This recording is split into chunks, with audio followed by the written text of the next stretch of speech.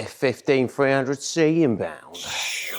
F15 inspired 300C wagon that I am building for Hot Wheels Legends 2027 is coming along. Well, at least the front bumper is. So there are no more fiberglass in this left. I don't have to get itchy fingers anymore.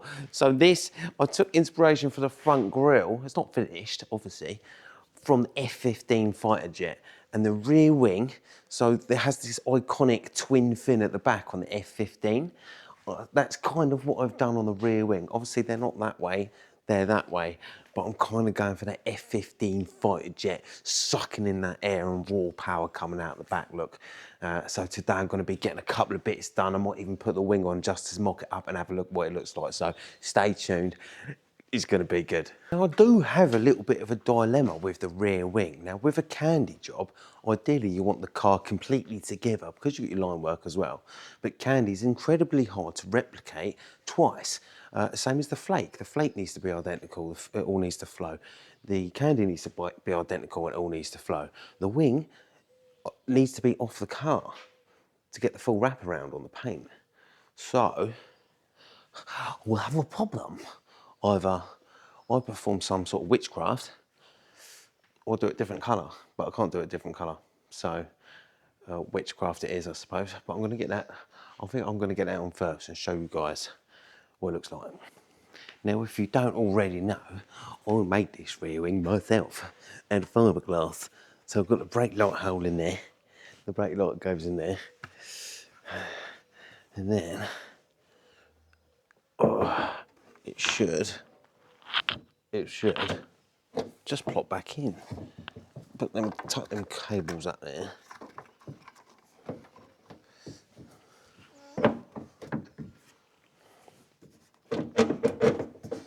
And that goes in there, like so. And I forgot the bolts, so I can't even look at it myself. I've got to stand there. You can see it, I can't see it, because I've got to hold the bloody thing.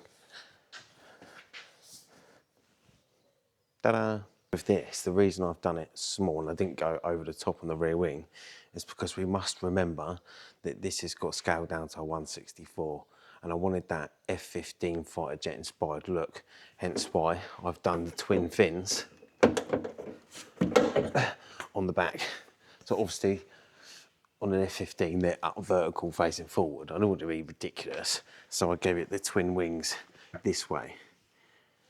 Genius.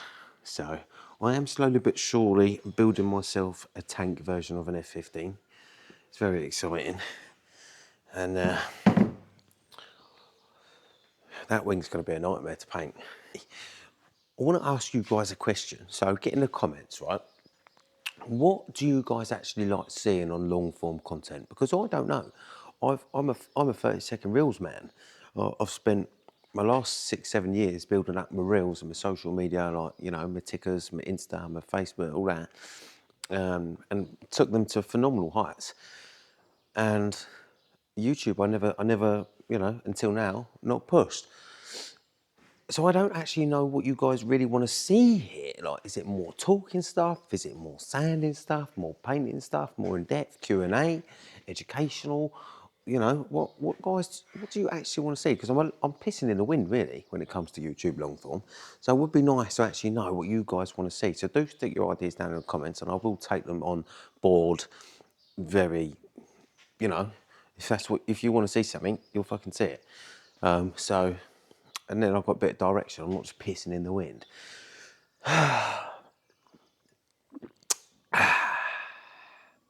Yeah, you probably don't want to watch me drink coffee for 10 minutes, so I'll probably turn the camera off in a minute. I'm gonna get this coffee down, mate, and we'll get on with the car, shall we? Bosh. First things first, I'm going to be continuing with the block sanding on the F15 fighter jet front end. Now, like I said, this was inspired from my favourite aeroplane, the F15, and I wanted one of them, you know, that rectangular air duct look at the front. So I need to make these sides as boxy as possible to really give it that square, aggressive look. Don't know what that was. Now, going with the F15 look, it has made me think about the paint. I'm not changing it, but it has given me food for thought. I thought, do you know what? If I'd done this again, I would probably go down the route of gunmetal grey and rivets with nose art, you know, to really give it that fighter jet look and feel. But I'm not. I'm going pink and green candy over line work because I am a custom painter.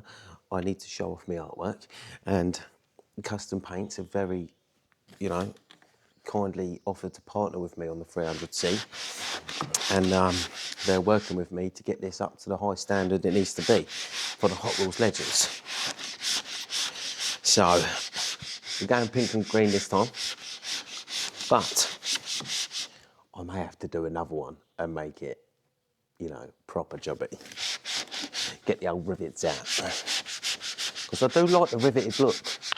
I'm not a fan of the whole everything's smooth, you know, like this is actually really not my usual style, to be fair. Usually I like things boxy with edges and squared, like wide body kits. I like them to be squared, not round. And I had a Volkswagen Beetle once, and it destroyed my brain because it was so round. Just when things are square, it gives it a much more aggressive look and feel. Whereas when it's round, I feel like it's just a bit nunnified, you know. So, but this car is plenty square enough to get away with slightly rounded edges, you know. And yeah, and obviously it is still a big square on the front of the car. Right, enough waffle. Let's get on with the work. It's time to get the sandpaper out, the fibre fill, do them edges and get rocking.